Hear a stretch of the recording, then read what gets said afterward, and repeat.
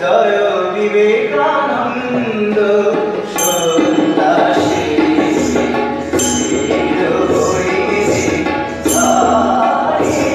জয় বিবেকানন্দ জয় বিবেকানন্দ সন্ন্যাসী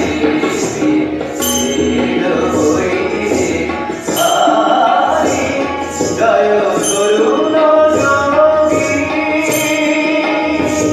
জয় করুণ যোগী। অক্ষরম নাস্তি, নাস্তি মূলম অনুষদম, এমন কোনো মূল নেই আয়ুর্বেদ মতে যা মেডিসিনাল ভ্যালু নেই। তারপরে বলছে অযোগ্য মানব নাস্তি, এমন কোনো মানুষ নেই যে অযোগ্য, যার যোগ্যতা নেই। কিন্তু কোনটা প্রবলেম কোনটা? যোগ্য তত্র দুর্লভ, যে মানুষ সেটা করাবেন হি ইজ এ রেয়ার। সেরকম আয়ুর্বেদিক ডাক্তারও রেয়ার, যে সব মূলের ঔষধি গুণ জানেন। সেরকম পূজারী রেয়ার, যিনি সব শব্দেই মন্ত্র দেখতে পান। স্বামী বিবেকানন্দ ছিলেন তাই। তার স্বামী বিবেকানন্দ হচ্ছে শ্রীরামকৃষ্ণের সাধনার ফল, আর স্বামী বিবেকানন্দের সাধনার ফল হচ্ছে আমাদের মানুষকে চিনে নেওয়ার, নতুন করে জানার এক অদ্ভুত ফলপ্রাণ। সেটা কিরকম? স্বামীজি খুব ছোট্ট করে বলছেন, আমি তারই পূজা করি যাকে তোমরা ভুলবশত মানুষ বলো।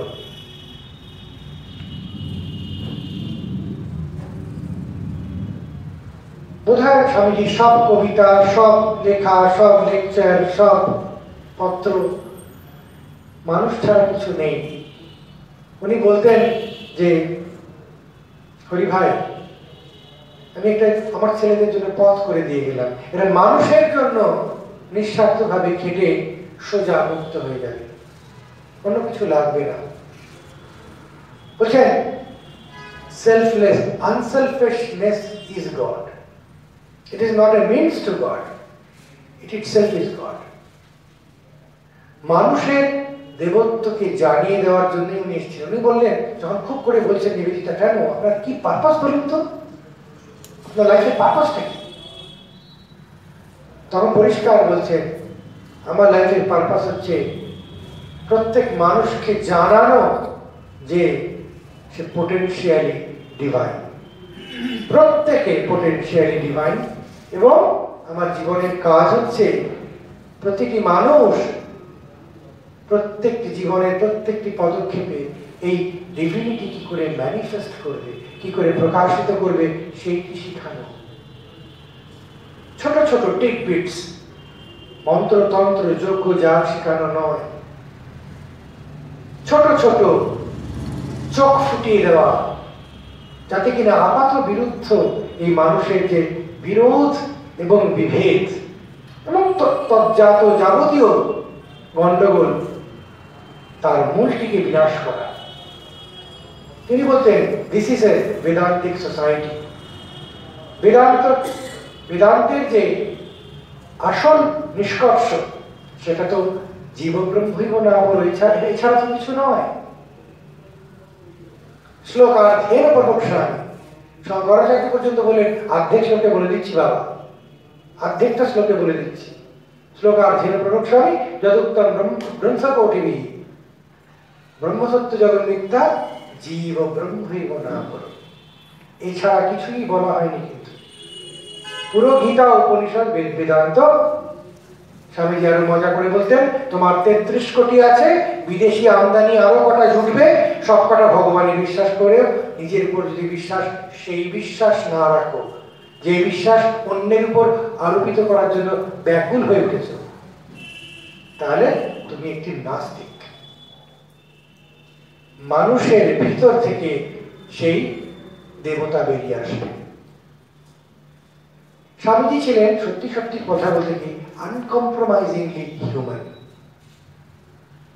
ব্রহ্মচারীদের যখন আমরা শাস্ত্র পাঠ করব, সো টার্স, অনেক জায়গায় ভীষণ কঠিন। স্বামী সব জানতেন ডেফিনেটলি, নিচে পানি নিয়ে পরে আমার মাথা ঘুরে গেছিল, এত কঠিন, বলছেন গা গুলিয়ে আসে, মাথা গুলিয়ে যায়। তিনি বলছেন দেখ, যখন উপনিষদ পড়বি নিজে আগে মানে করবি, নিজে আগে মানে করে বুঝবি, তারপর টিকা টিপ্পণীতে হাত দিবি। ওই টিকা টিপ্পণীর মধ্যে দিয়ে উনি জগৎকে দেখতে দিতে চাইছেন না, নিজের অরিজিনালিটি দেখাচ্ছেন। সবার মধ্যে অরিজিনালিটি উনি খুঁজছেন, প্রত্যেকের উদ্বোধন যেন হয়, এবং সেটা উনি প্রত্যেক জায়গায় করে গেছেন। অনেক যুবককে নিয়ে আসছে ঠাকুরের কাছে, ঠাকুরের সে আধ্যাত্মিক একটি অদ্ভুত প্রাচীন একটি ভাব, বালক একটি ভাব, মায়ের মতো একটি ভাব, সর্বগ্রাহী একটি ভাব, সবকিছু মিলিয়ে একটা অদ্ভুত অ্যাপ্রোচেবল আনএপ্রোচেবল মানুষ। তার কাছে নিয়ে আসছেন, কিছু কথা শুনছেন না, ওরে না ছুতে পারে না, আর ছুতে পারি না, ওনাকে ওকে করে দিতেই হবে, ওরে না ও অত খুব তমগুণী, ও তমগুণী। From day one, he is fighting for anybody, any stray person. খুব চেনা পরিচিত হতে হবে না। আর নরেন্দ্র যখন বলছেন, তখন ঠাকুর কিন্তু কিন্তু করে ঢোক গিলে মেনে নিচ্ছেন। ভাবটা দেখাচ্ছে, নরেন্দ্রকে যদি না মানি, নরেন্দ্র আমাকে মানবেনি। আসলে কিন্তু উনি ধীরে ধীরে বিবেকানন্দ সাধনায় পূর্ণ হয়ে উঠছেন, যে হ্যাঁ এরকম বিবেকানন্দ চাইছি, এই শিক্ষা দিবে, এই শ্রীরামকৃষ্ণ শিক্ষা দেবে না।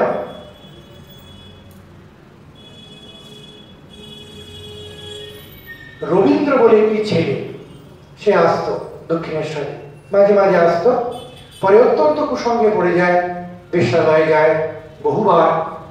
নরেন্দ্রের মনে আছে, কোথায় গেল ছেলেটা, আসে না, ঠাকুরের শরীর চলে গেছে। তখন সন্ন্যাসের ভাবে আগুনে জ্বলছে সবাই। নরেন্দ্র এসছে, রবীন্দ্র এসছে, হঠাৎ উদ্ভ্রান্ত, সেই সুন্দর রবীন্দ্র নেই, উদ্ভ্রান্তের মতো সে হাজির হয়েছে এবং খুব গালাগালি দিচ্ছে, সেই বার বনিতাকে গালাগালি দিচ্ছে, সে তাকে ঠকিয়েছে। কান্নাকাটি করে হতাশ হয়ে উদ্ভ্রান্ত হয়ে ঘুরে বেড়াচ্ছে। নরেন্দ্র জিজ্ঞেস করলে কি হয়েছে, বলে ওই যে, বলে বৃত্তান্তটি বলছে। নরেন্দ্র কি বললেন, বলেন এই সময় চলো রবীন্দ্রকে সন্ন্যাস দেওয়া যাক। সামহাউ এনিহাউ ভিতরের সিংহ যদি জেগে ওঠে, যদি সে বুঝতে পারে যে সংসার অলিক, যদি সে বুঝতে পারে এই স্বার্থপরতা ত্যাগটাই আসল আনন্দের খোরাক, সঙ্গে সঙ্গে টেনে নিচ্ছেন। চিঠিতে লিখছেন, শত শত শত শত মুন্ড মুড়িয়ে দাও, মদ্দা মেয়ে মদ্য সব, হাজার হাজার যুবক চাই।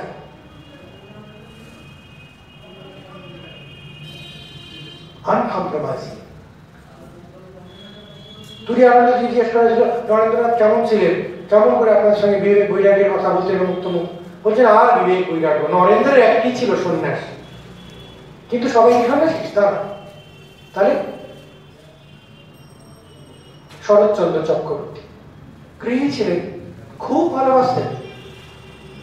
আর সন্ন্যাস সম্বন্ধে যে একটা প্রাচীন ধোঁয়া আবৃত, একটি গুহা আবৃত, একটি অদ্ভুত দূরত্ব রাখা সম্মানের যে একটা অদ্ভুত রীতি, সেটা তো সম্পূর্ণ ভেঙেই গিয়েছেন এবং বলেই দিচ্ছেন যে এটি সবার জন্য খোলা। নিজে ইচ্ছে করে অপমানিত হলেন সারা জীবন, ক্ষত্রিয় সন্ন্যাস হয় না। নিজে বলছেন এক জায়গায়, কে বললে আমি সন্ন্যাসী? আমি মানুষ, আমি গরিব, আমি তাদের বন্ধু। এইটা, এই ভাবকেই বলে সন্ন্যাস। গেরুয়া পরে ঘুরে বেড়ানোকে সন্ন্যাস বলে না, আর গেরুয়া পরে প্রিভিলেজ নেওয়াকে তো সন্ন্যাস বলেই না, কখনো না।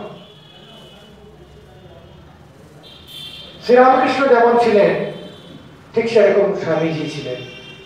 অদ্ভুত দেখবেন, দুজনেই বলেছেন ভিন্ন ভিন্ন জায়গায়, যে জীবনে যদি দেখি একজন মানুষের একটু উপকারে লাগতে পারি, একজন মানুষের একটু উপকারে লাগতে পারি, যদি দেখি সত্যি সত্যি লাগতে পারি, হাজার হাজার বার জন্ম নিতে রাজি আছি।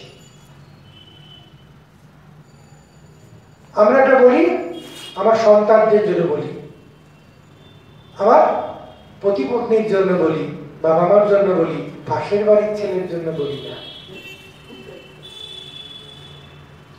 ঠাকুর বলতেন সংসারীরা যা করে সব ঠিক যদি ভগবানের জন্য করতো। অর্থাৎ বলছেন আমার সন্তানকে ভালোবাসি, পরিবারকে ভালোবাসি, এর নাম মায়া, এতে বদ্ধ করে।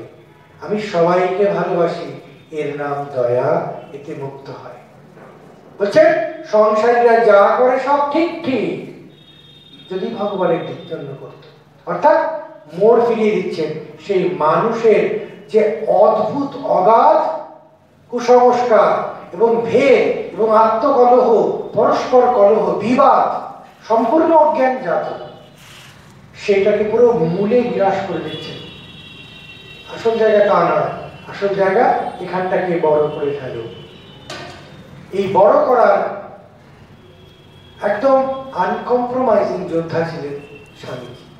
মানুষ ছাড়া কিছুই জানতেন না। প্রথমে যেটা বলেছিলাম যে তোমরা অজ্ঞান বশত যাকে মানুষ বলো, আমি সেই দেবতার পূজা করি। সারা জীবন সেটা বিশ্বাস করে গেছেন, সারা জীবন বিশ্বাস করতে বলেছেন।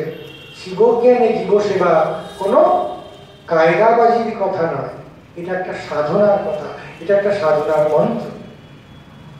আপনারা যে কোনো অবস্থায় সামান্যতম এটা প্রয়োগ করার চেষ্টা করে দেখবেন, আপনাদের জীবনে একটি দিগন্ত খুলে যাবে। এটি সাধনার কথা, এটি ব্যাখ্যা করার কথা না।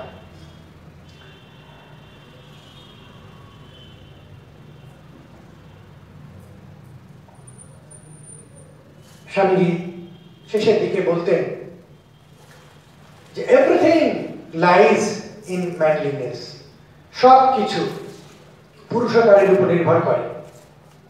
This is my new gospel, এটা আমার নতুন বাণী। কখনোই বিভিন্ন রকম রহস্য, কিন্তু অমুক তমুক, উনি বলতেন মিস্ট্রি মঙ্গারিং, যে মন এই রহস্য খুঁজে বেড়ায় সে দুর্বল, দুর্বলতা পাপ। গিরিশ ঘোষ, কজন আছেন গিরিশ ঘোষের মতো জীবনযাপন করেন? কেউ নেই। অত বেপরোয়া বাজি হওয়ার জন্য ক্ষমতা লাগে। গিরিশ ঘোষ মাতাল খুঁজতে বেরিয়ে শ্রীরামকৃষ্ণকে পেয়েছিলেন যে কি মদ খায়, আমি তো এত খাই, এরকম মাতাল তো হই না, এ কি খায়? তারপরে ধীরে ধীরে জানতে পেরে বলছেন তুমি আমাকে কৃপা করবে কি, আমি যা পাপী, তুমি আমাকে কি কৃপা করবে? এই করতে করতে অদ্ভুত প্রেম, সেই প্রেমে একদম পাগল হয়ে গেলেন গিরিশ ঘোষ। ভগবানের নাম না, তাও হবে না, সে তুমি করো। কি যে অদ্ভুত সমস্যা সৃষ্টি করলেন তখন বুঝতে পারিনি। তারপর অনেকদিন কেটে গেল, সে গিরিশ ঘোষ আরো সিংহের মতো শুদ্ধ হয়ে উঠলেন। কিন্তু শেষে কি বলতেন জানেন? শেষে গিরিশ ঘোষ বলতেন শ্রীরামকৃষ্ণ যে এই বস্তু, শ্রীরামকৃষ্ণের সম্বন্ধে একটা ধারণা হয়েছে, ও যে এই বস্তু, সেটা যদি তখন জানতাম তাহলে আরো চুটিয়ে পাপ করে দিতাম। অর্থাৎ পাপ করাটা কম হয়ে গেছে, ভয় পেয়ে গেছিলাম। শ্রীরামকৃষ্ণের করুণায়, কৃপায় ওই সামান্য পাপে কোনোদিন আটকে যায় না। সেই গিরিশ ঘোষ সম্বন্ধে স্বামীজি বলতেন যে সারা পৃথিবী ঘুরলাম, জিসি তোমার মতো একটা লোক দেখলাম না, তোমার মতো এরকম আছো একদম তলোয়ার। ঠাকুর বলতেন বৈরব, তার জন্য গেরুয়াও রেখে দিয়েছিলেন। সেই গিরিশ ঘোষ একবার বলছে, খুব বেদের আলোচনা হচ্ছে, বেদান্তের ব্যাখ্যা হচ্ছে, শিষ্যরা শুনছে, স্বামীজি করছেন। হঠাৎ বললেন যে তা নরেন, তুমি তো এত বেদান্ত বলছো, এত কিছু সমত্বের কথা বলছো, সবাই ভালো এর কথা বলছো, সবার মধ্যে দেবত্ব আছে, বেশ লাগছে, কিন্তু দেখো যা দিনকাল পড়েছে, তাতে এই সামনের বাড়ির বিধবা ও খেতে পায় না, ওর বাড়িতে এতগুলো পাত পড়তো, পড়ে না। অমুকে এত কষ্টে আছে, এত দুঃখে আছে, তাদের এত চোখের জল বলে কলকাতার অত্যন্ত দুঃখে সব দিকগুলো তুলে ধরতে আরম্ভ করলেন। নাট্যকার লোক, অসাধারণ ভাষার জোর। দেখলেন সেই উপদেশরত সে মহর্ষি বিবেকানন্দ হট করে লাল হয়ে গিয়ে মুখটা হাত দিয়ে ঢেকে ফেললেন, ছট করে চলে গেলেন। বিবেকানন্দ তার চোখের জল দেখাতে চান না কাউকে, তিনি যে আবেগ তাড়িত হচ্ছেন দেখাতে চান না, কারণ সে আবেগ কেউ বুঝবে না, সেজন্য দেখাতে চান না, লোকে মনে করবে দুর্বল বিবেকানন্দ। তখন বলছেন গিরিশ ঘোষ, বিবেকানন্দ উঠে গেছেন, বলছেন বাঙাল, তোর ওই নরেন বেদান্ত জানে বলে তাকে ভালোবাসি না, এই এত বড় হৃদয়ের জন্য ভালোবাসি। স্বামীজি বলতেন আমার হৃদয়টা যেন একটা বিশাল কুণ্ড, সবার দুঃখ এতে জারিত হয়ে আমি একটা ওষুধ বার করছি যাতে সবার দুঃখ নিষ্পত্তি হয়। মানুষের পূর্ণত্বের ঘোষণা ইউ আর পোটেনশিয়ালি ডিভাইন এত জোর করে কেউ করেননি। চিঠিতে লিখছেন, হয়তো বলেছেন যে স্বামীজি এটা হবে না, এটা করা সম্ভব না। শিব তো হঠাৎ খেপে গিয়ে বলছেন যে হবে না, কি নেই, কিসের নেই, কার নেই, নেই নেই বলতে বলতে কি গরু ছাগল হয়ে যাবি? নেই শুনলে আমার মাথায় বজ্র মারে। দেখো কি ধরনের ইনটলারেন্স, যেটাকে আমরা লজিক্যাল ট্রুথ বলে জানি, he is absolutely intolerant about that. বলছে নেই নেই বলে কি গরু ছাগল হয়ে যাবি? বলছে না, এত কিছু করেছি আমি, এত কিছু ভুল করেছি। বলছে যেমন আমরা চিনতে পাই অনওয়ার্ড ফরওয়ার্ড, বলছে অনওয়ার্ড ফরওয়ার্ড। এক জায়গায় বলছেন সুন্দর কথা, বলছেন ওরে আহম্মক, চোখ দুটো ভগবান সামনে দিয়েছেন, পিছনে দেননি, তাহলে পিছনে দেখার ব্যাপার থাকলে ভগবান পিছনে চোখ দিতেন। পিছনে দেখার ব্যাপার নেই, সামনে দেখতে বলছেন ভগবান। যাই হোক, উনি বলছেন অনওয়ার্ড ফরওয়ার্ড। ছাড়ই ভীতি, ভয় পেও না, বলছেন ভয়টা হচ্ছে একমাত্র পাপ। অদ্ভুত গসপেল, অদ্ভুত গসপেল। প্রত্যেকটা বাণী আমাদের তিলে তিলে মানুষ করে দিচ্ছে। এই বাণী স্বামীজি প্রত্যেকটা হৃদয় থেকে, রক্ত থেকে বের করে করে বলছে। উনি বলছেন don't think that I speak, I give them something solid and I see that they receive it. ঠাকুর যেমন ব্রহ্মকুণ্ডলিনী জাগাতে, শ্রীরাম স্বামীজিরও সেই শক্তি পুরোপুরি ছিল। তাই করতেন।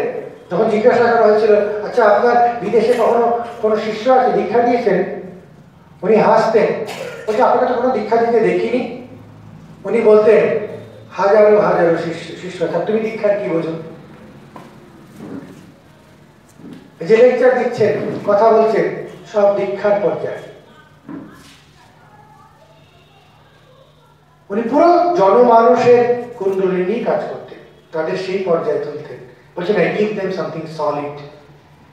ভেবো না আমি বুঝলো কি করতে এসেছি, এসব ভাষা ছিল না। মানুষ ঠকাবেন না, মানুষকে তার ডিভিনিটির আঁচ দেবেন, খবর জানাবেন, বারবার বলবেন, এবং তাতে নিজে যাওয়া হবে। কারণ তিনি নিজে নিজেকে মানুষের বেশি কখনো কিছু ভাবেননি। জ্যোতি দেখছেন, ও মাথার খেয়াল। He never thought himself something extraordinary. যখন বলছে তুই কি দেখিস, বলে জ্যোতি দেখি, জ্যোতিটা ফেটে যায়, নানা রং হয়ে যায়, তখন ঘুম চলে আসে। ওনার ধারণা ছিল সবার হয়। ঠাকুর বললেন ও ওটা ধ্যান সিদ্ধের লক্ষণ। উনি পাত্তা দিলেন না, বলছেন কেশবের একটা জ্যোতি, তোর 18টা জ্যোতি, পাত্তা দিলেন না। কখনো শুনতে চাইছেন না নিজের কোনো বন্দনা। মানুষ, একটা মানুষের কি হওয়া সম্ভব? তাহলে বলো, যত স্পেশাল ট্রিটমেন্টের দরকার নেই।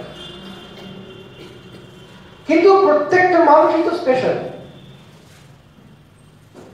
যখন বলছে আপনি বই পড়েন কি করে এরকম তাড়াতাড়ি, বলছে তুই কর না ব্রহ্মচর্য, এক্ষুনি হবে।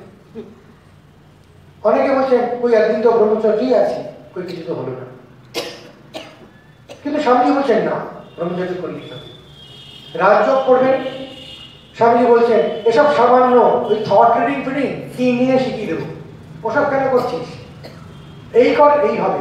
যারা যারা করেছেন তারা তারা ওই কদিনই ফল পেয়েছেন। হাতে নাতে দেখেছেন স্বামীজি একদম সত্যিতে ভর্তি, আর কিছু নেই, ফুল অফ ট্রুথ, কোনো বুজরুকি নেই এর মধ্যে।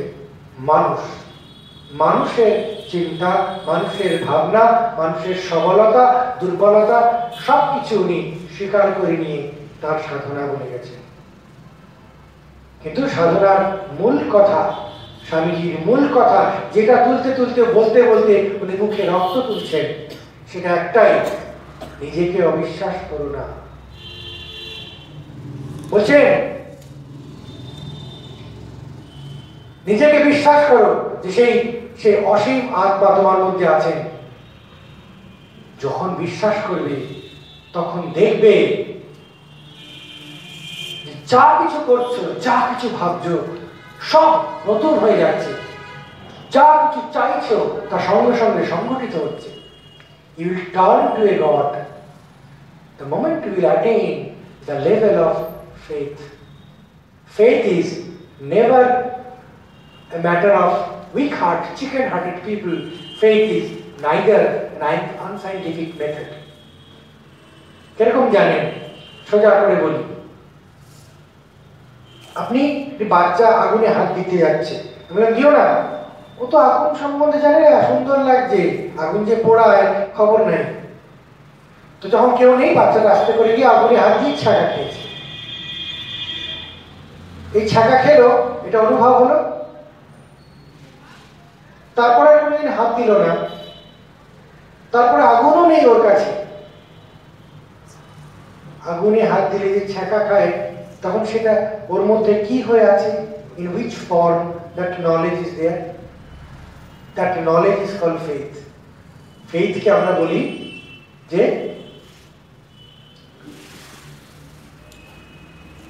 সংশয়ে বিপর্যয় রহিত জ্ঞানকে বলে বিশ্বাস। খুব সুন্দর ডেফিনেশন, এটা একটু শাস্ত্রীয় ব্যাপার, পরে যদি কখনো বলা হবে। যার মধ্যে কোনো ডাউট নেই, যার কোনো অনুমানীয় হয় না, অ্যাবসলিউট নলেজ ইজ ফেথ। সুতরাং আরেকটি কথা স্বামীজি বলতেন, সারা পৃথিবীকে ভারতবর্ষ অনেকদিন আগে কিনে নিয়েছে। ভারতবর্ষ তার শ্রেষ্ঠ জিনিস জগৎকে দিয়ে সারা জগৎকে চিরকালের জন্য কৃতজ্ঞ করে ফেলেছে, ঋণী করে ফেলেছে। সেটা হচ্ছে মানুষের স্বরূপ, আত্মতত্ত্ব।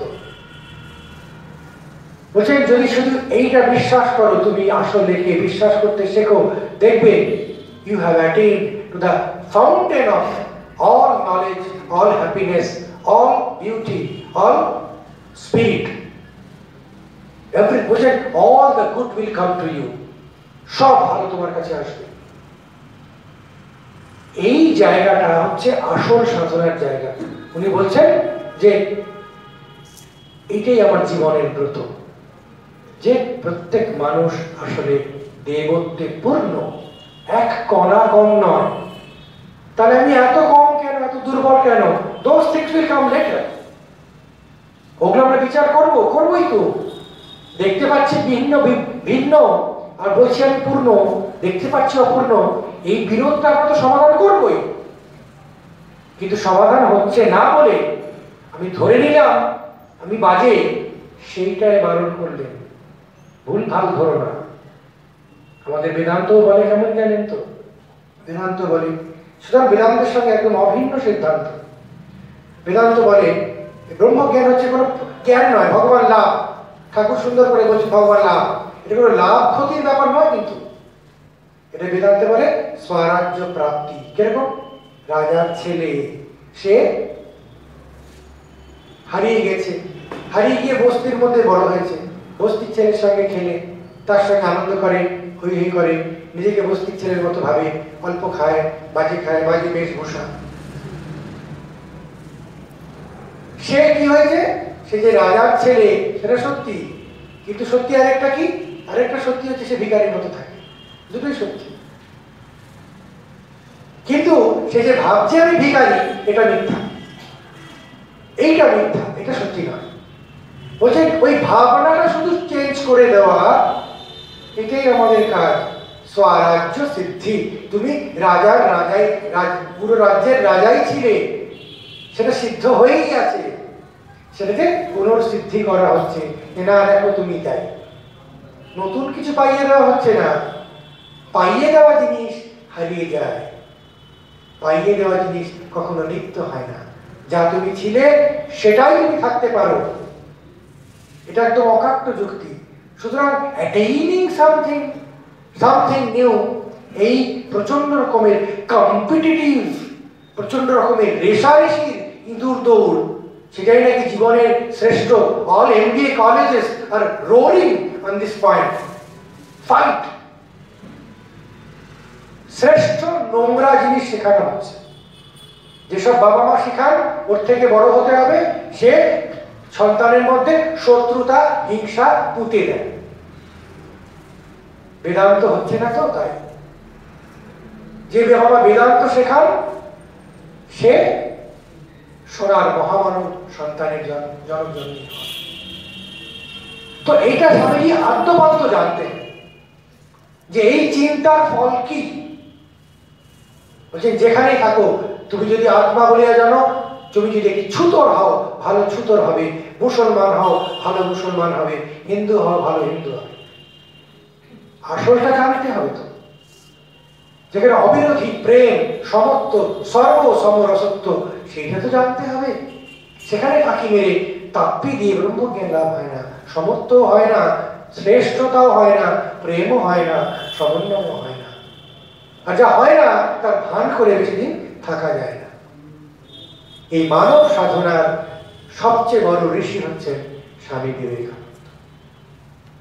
মানুষ ছাড়া কিছু বোঝেননি, মানুষের সিদ্ধির জন্য সারা জীবন প্রাণ করে গেছেন। একটি মজার ঘটনা বলে শেষ করব, আপনারা জানেন হয়তো, তখন খুব এরকম দুর্ভিক্ষ চলছে, প্রচুর মানুষ মরছে, আর গৌরক্ষণী সেবার, তখন গরু অনেক মারা গেছিল, তো গৌরক্ষণী সেবার একজন কোনো কর্মকর্তা এসেছিলেন। তো উনি বললেন যে স্বামীজি কিছু পয়সা দিন। বলে কেন? বলছে যে এরকম গরু মারা যাচ্ছে, তারা গরু তো আমি, হ্যাঁ গরু রক্ষা করবেন ভালো, কিন্তু মানুষ যে মারা যাচ্ছে তার জন্য একটু পয়সা দিন, মানুষকে বাঁচান আগে একটু। না না না, গরুকে একটু বাঁচাতে হবে। কেন বলুন তো? মানুষকে না বাঁচিয়ে কেন গরু বাঁচাবে?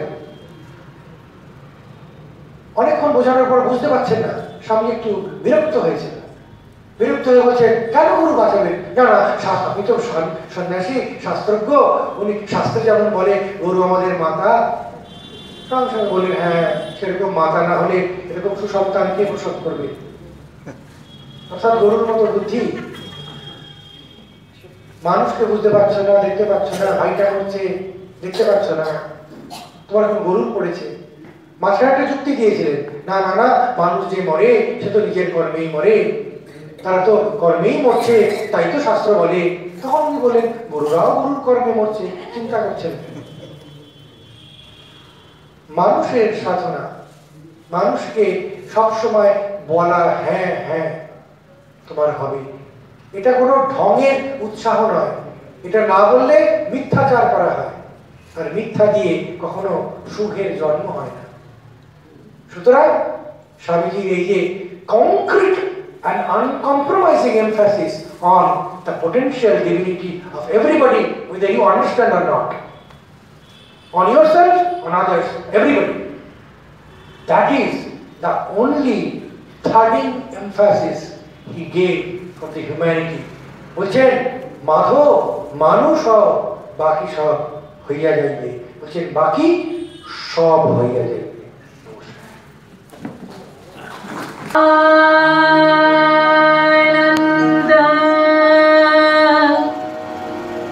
कन्या